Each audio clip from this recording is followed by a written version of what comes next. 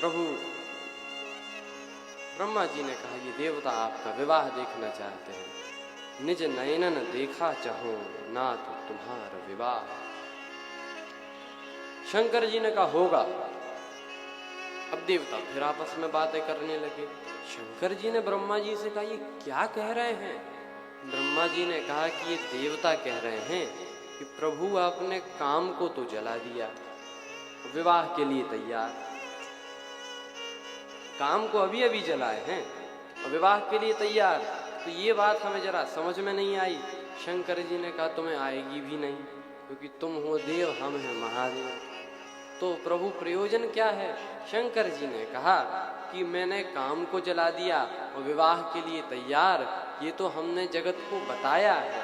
क्या कहा? हम काम की प्रेरणा से नहीं, हम तो राम की प्रेरणा से विवाह कर रहे हैं।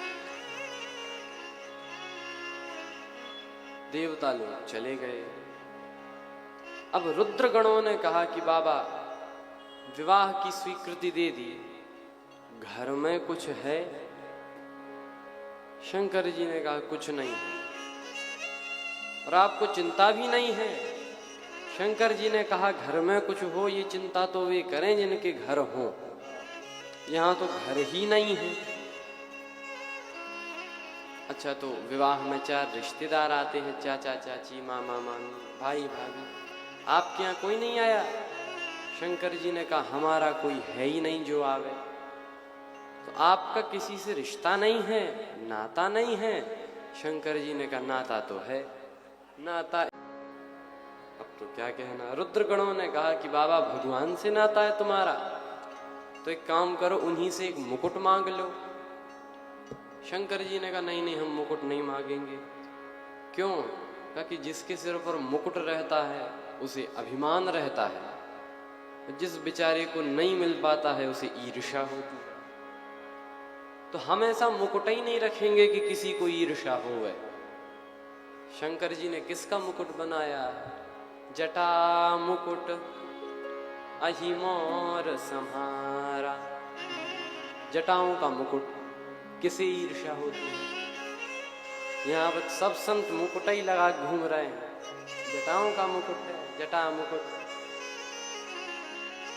अच्छा, जटा का मुकुट से, जटाओं के मुकुट से किसी को ईर्ष्या भी नहीं है, तो जिसे अभी भी ईर्ष्या होए तो अपनी बढ़ा ले। ये मौका तो शंकर जी सबको दे रहे हैं। अच्छा, कुंडल कंकन, कुंडल कंकन पहिरे ब्याला, सांप के गले में सांप, तन विभूति,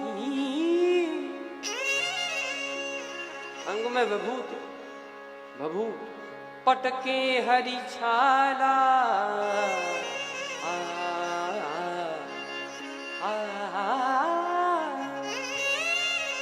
तन विभूति पटके हरि छाला। शंकर जी ने हरि छाल, मृग छाल पहनी, शेर की खाल। किसी ने कहा ये शेर की खाल क्यों लपेटे हो? शंकर जी ने कहा इसीलिए क्योंकि लोग देखेंगे कि मैं शेर की खाल लपेटा हूं। और शेर जब गरजता था तो पूरा जंगल कांप जाता था, और इसकी खाल लपेटूंगा तो लोग देखेंगे कि बड़े बड़े गरजने वालों का ये हाल। इसीलिए अभिमान छोड़ देने में ही भलाई है। मरना सबको है और हम भी मरेंगे, इस बात को ध्यान में रखते हुए शंकर जी विवाह कर रहे हैं। जटा मुकुट अहिमोर समारा, बैल पे बैठे, सवारी बैल की। किसी ने कहा बाबा बैल पे मत बैठो। क्यों? अरे प्रभु मॉडर्न जमाना है, जिस व्यक्ति के पास साइकिल होती है वो भी 2 दिन के लिए किसी की कार मांग लेता है, तुम बैल पे ही बैठ के चलोगे बाबा?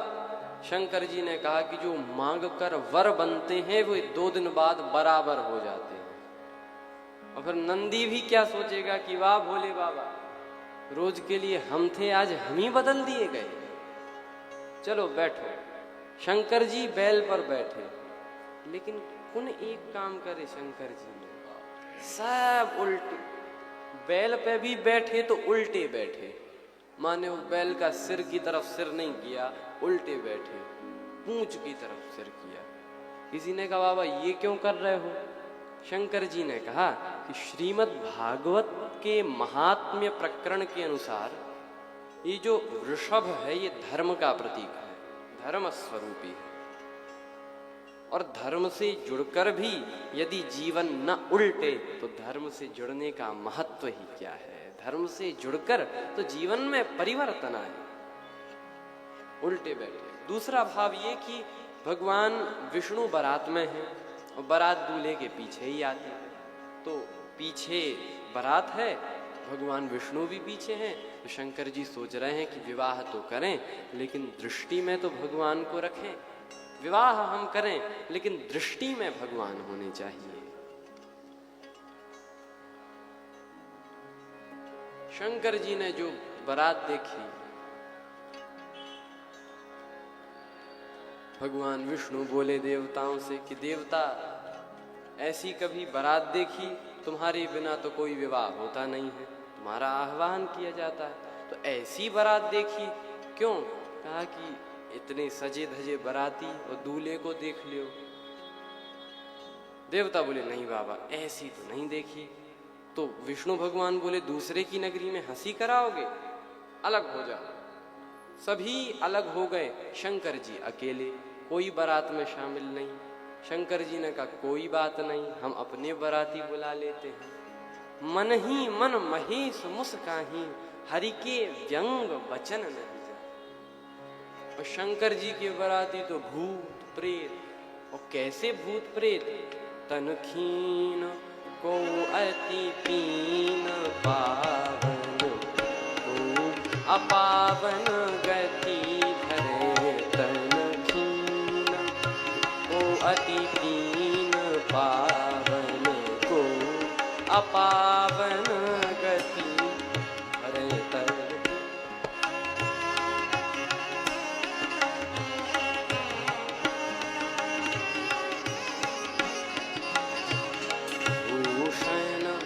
कराल कपाल कर सब सत्य, श्रोणित तन धरे भूषण।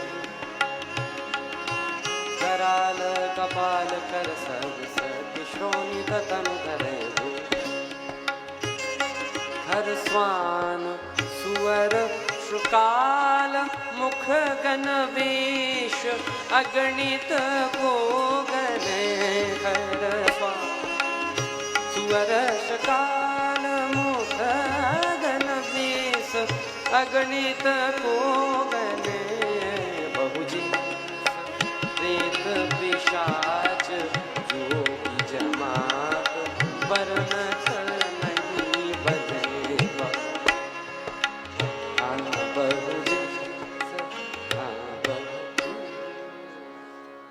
तन खीन, कोई एकदम पतले, को अति पीन, कोई बहुत मोटे। तन खीन को अति पीन, पावन को अपावन गति धरे भूषण। कराल कपाल, ऐसे तो भूषण। कर सब सद्य श्रोणित तन धरे, खून में लिपटे हुए। खर स्वान सुअर शुकाल, ऐसे ऐसे मुंह वाले, तो अनेक प्रकार।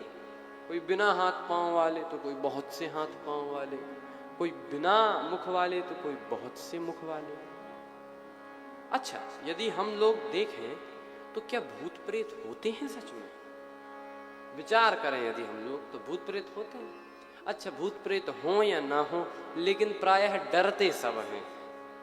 एक बार तो चर्चा हो रही थी इसी पे कि भूत प्रेत होते हैं कि नहीं। 4 लोग जुड़े थे, वो बात कर रहे थे। किसी ने कहा होते हैं, दूसरा बोला नहीं होते हैं, वो बोला होते हैं, बोला नहीं होते हैं। तीसरे ने कहा कि देखो अब भूत प्रेत होते हो या ना होते हो, इससे क्या फर्क पड़ता है। दोनों ने कहा सही बात है, लेकिन वो बोला ये चर्चा ही बंद करो, काहे को करते हो। सबसे ज्यादा यही डर रहा है, डरते सब हैं। अच्छा, श्री रामचरितमानस में इस कथा में ये भूत प्रेत वे भूत प्रेत नहीं है जो हम समझते हैं। भूत प्रेतों का अर्थ कहा कि शंकर जी के गण हैं, भूत प्रेत हैं तो कोई ऐसे वैसे तो होंगे नहीं। तो ये जो भूत प्रेत हैं को मुखहीन, जो बिना मुख वाले हैं, ये कौन है? कहा कि पिछले जन्म में जो कोई मौनी साधक हुआ वो इस जन्म में मुखहीन को मुखहीन। तो विपुल मुख काहू, विपुल मुख वाले कौन? कहा जिनके एक मुख से अनेकों की वाणी निकले। व्यास जी ने ये कहा, श्री तुलसीदास जी ये कहते हैं, महाराज भर्तृहरि ने ये कहा, एक मुख से अनेकों की वाणी। और बिनु करपद, बिना हाथ पांव के कौन? का जिनका देहाध्यास मिट गया, ये शरीर में नहीं हूं, मैं तो आत्मा हूं, ये बिन करपद।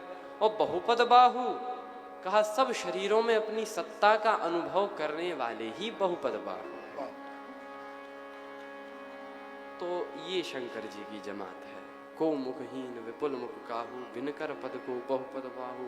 अब तो ऐसे नाचहीं गावहीं गीत, परम तरंगी भूत सब। देखहीं अति विपरीत, बोलहीं बचन विचित्र विधि। विचित्र विचित्र प्रकार के वचन कह रहे हैं।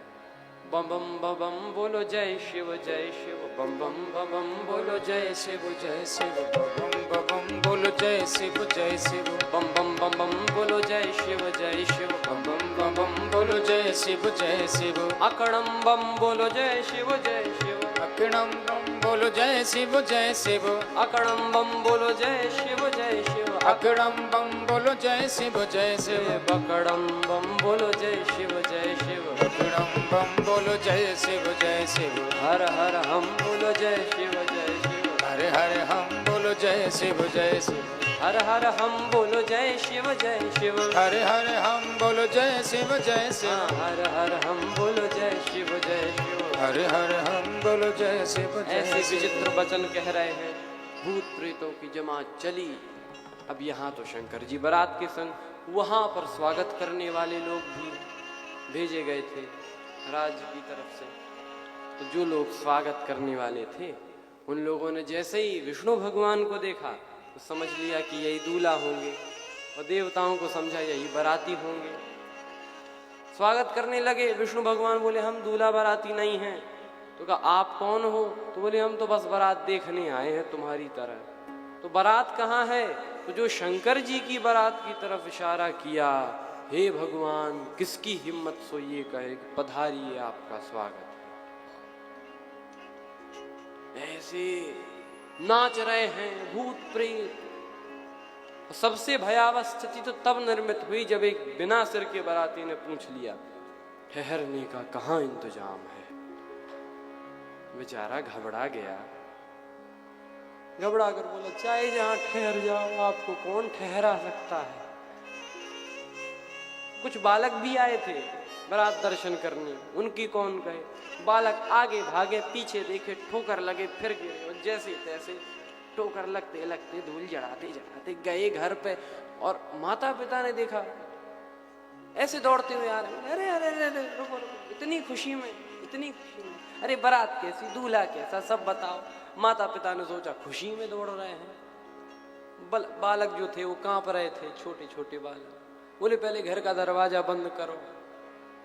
क्यों? कहा एक भी बाराती घर में घुस गया तो हमारी क्या पूरी नगरी की कुशलता नहीं है। तो बारात कैसी है? बालक बोले बारात तो नहीं बता सकते, लेकिन बारात दर्शन की महिमा जरूर बता सकते।